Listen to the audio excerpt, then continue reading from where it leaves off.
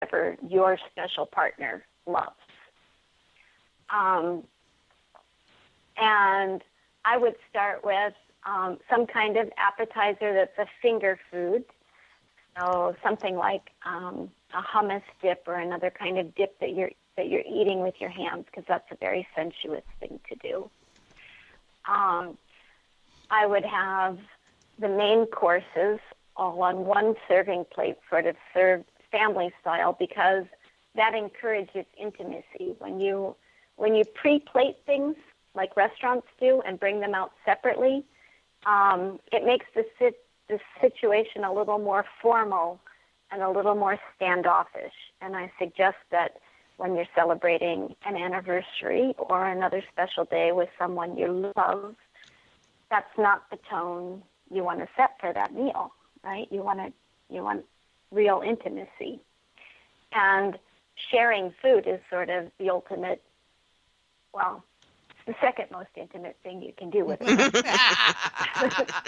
Good save, Chrissie. Good save. Wow, we're all married here, right? Yeah, right. And then I'm also going to suggest, notice I haven't even brought up the mead yet. Yeah. It's all about mood.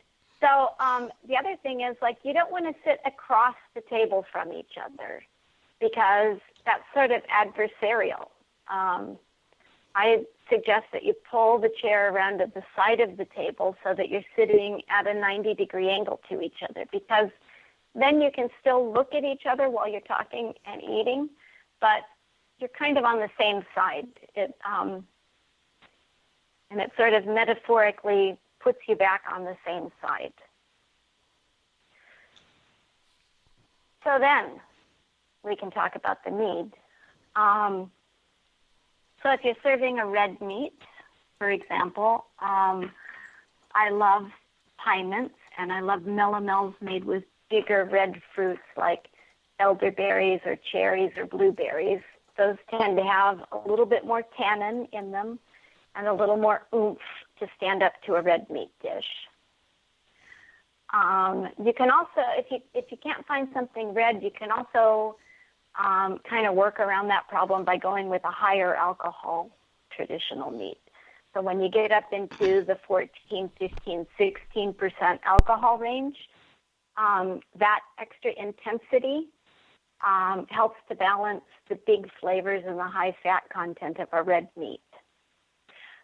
If, on the other hand, you're going with chicken or seafood, then you want a lighter texture in the meat and something a little drier and lighter, more in the style of like a Chablis or a Chardonnay.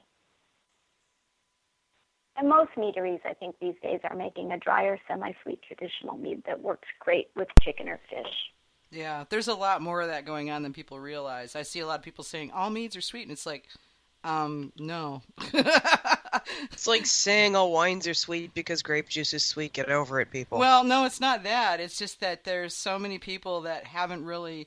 I mean, Chrissie and I have probably had more meads between us than anybody else in the country, because Chrissie was out there researching for her book, and I've been traveling the country tasting meads for 20 years. So, you know, I mean, we get out there and we see all the different ranges, and I see a lot of drier meads.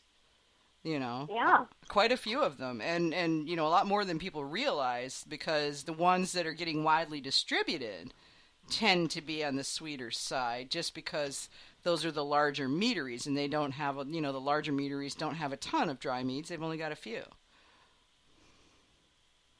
So, not to do too much of a plug on the book, but for people who haven't tried drier semi-sweet meads, or who still think that all meads are sweet, I think one of the things that I really like about how the book turned out is at the end of each chapter, I've compiled a catalog of meads in that category, and particularly meads that have won awards at Mazer Cup, and meads from meaderies that consistently put out top products.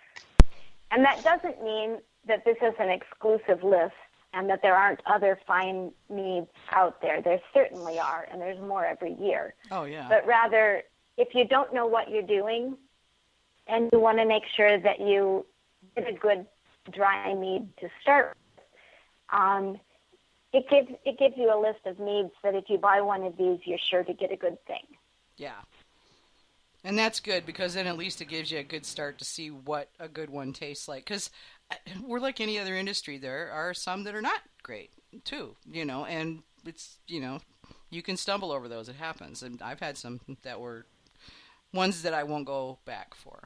And many others it's also that a matter will, of your taste, too.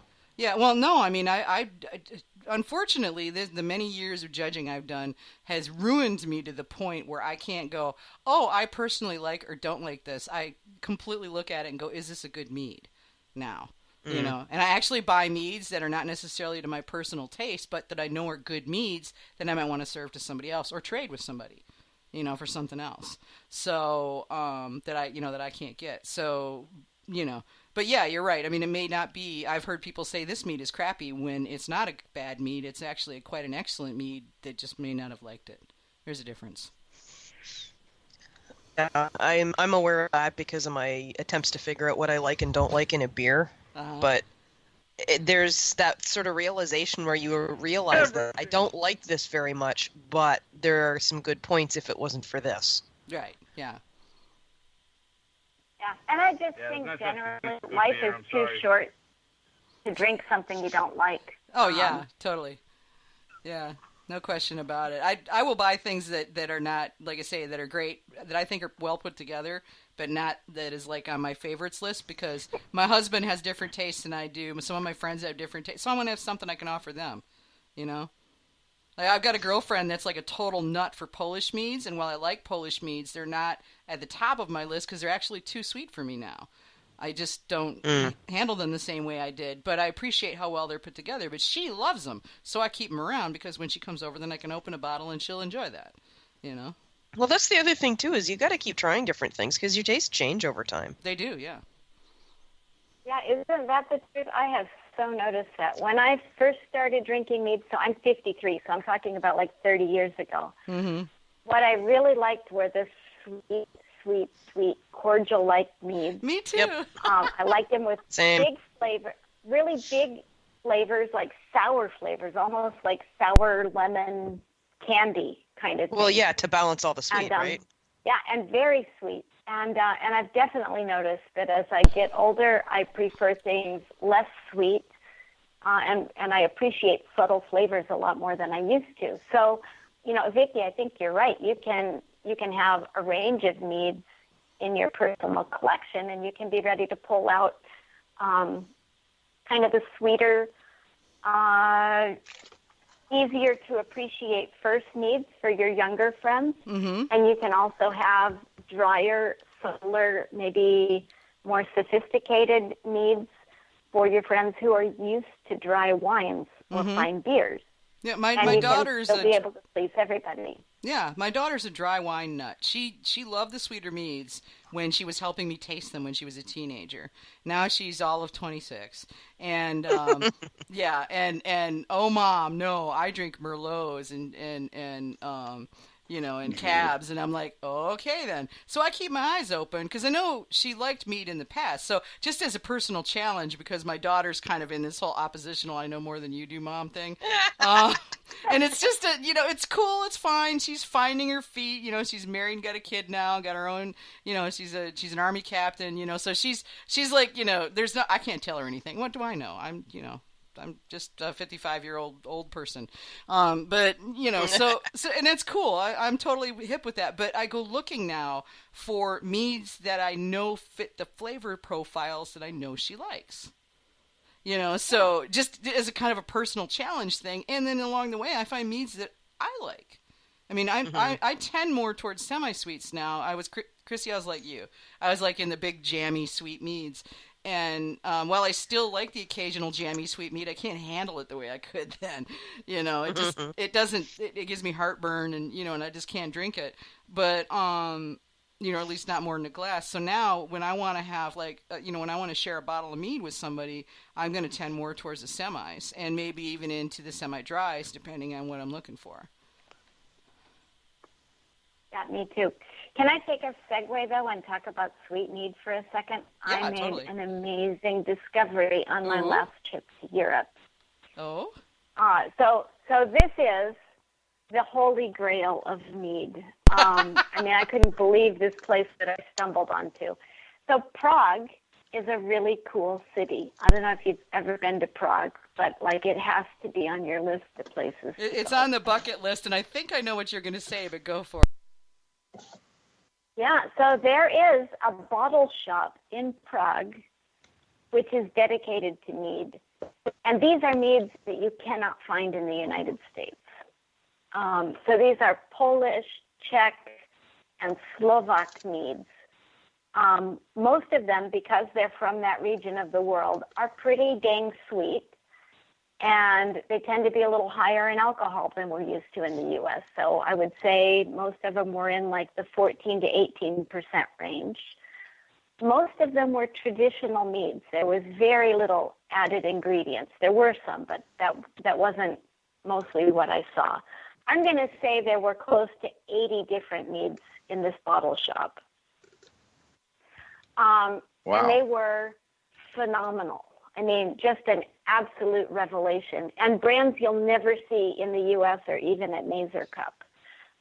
It was absolutely heaven.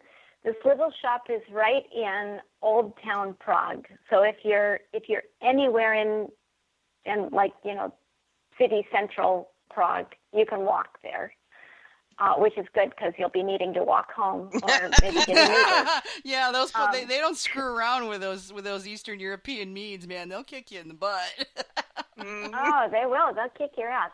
And they were so beautiful. I just don't even have vocabulary to tell you how fragrant and floral and authentically varietal they were. And all these honey or flower varieties that I've never heard of before. Some of them were aged in oak. Some of them were very old. Some of them were very expensive. Some of them weren't. They had one program where you could taste 5 meads and another program where you could taste 10 meads, and it was astonishingly reasonably priced. So the Czech unit of money is called a CZK, which I don't even remember what it is, a Czech kroner or something. That's not right. But, it was on the order of $3 and $6 to do these tastings. Oh, my gosh. And just absolutely one of the highlights of my whole trip. So, Prague. This place is called the Mead Museum, or the Museum of Mead, or Medovina Museum. They have a Facebook page. I think I linked them on AMMA and the Got Mead page a couple days ago because somebody else posted up something about it. Maybe it was you. I don't remember. And I immediately shared it, going, "Oh, this is great." Yeah, I remember seeing that go by. Mm-hmm. Yeah. Yeah. So completely, it needs to be on your bucket list. Well, Prague was already on the bucket list. Now it. It's just on there twice. Now there's an asterisk on Prague. The mead enthusiast should dedicate a whole day. And then, because it's hard to carry glass bottles around on airplanes and stuff, I'm going to suggest you want to go to Prague first and then travel by train for a few days because you're going to want to buy stuff. And yeah. You're not going to want to have have it in one drunken spree, right? These are beautiful meads that you want to enjoy over a few days. Yeah, that would be rude to drink them all at once. Certainly not upholding the mead because mead is a culture over there. That's the thing, is it's a cultural icon in several of the Eastern European countries, and at least in Poland, it's an unbroken tradition going back at least 1,000 years. Yeah.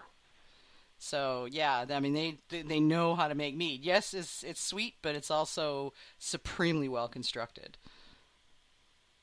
They all were, yeah. So yes, they were sweet, but sweet like a perfect Sauterne. Right, the acid and the alcohol were perfectly in balance. There was nothing cloying about any of these meads. They were all superb. Oh my gosh. Yeah, I'm going to have to go there. And I've got an open invitation from several of my Eastern European friends to come visit various meaderies out there. So my goal is to go spend a couple weeks just going to Poland and Latvia and Estonia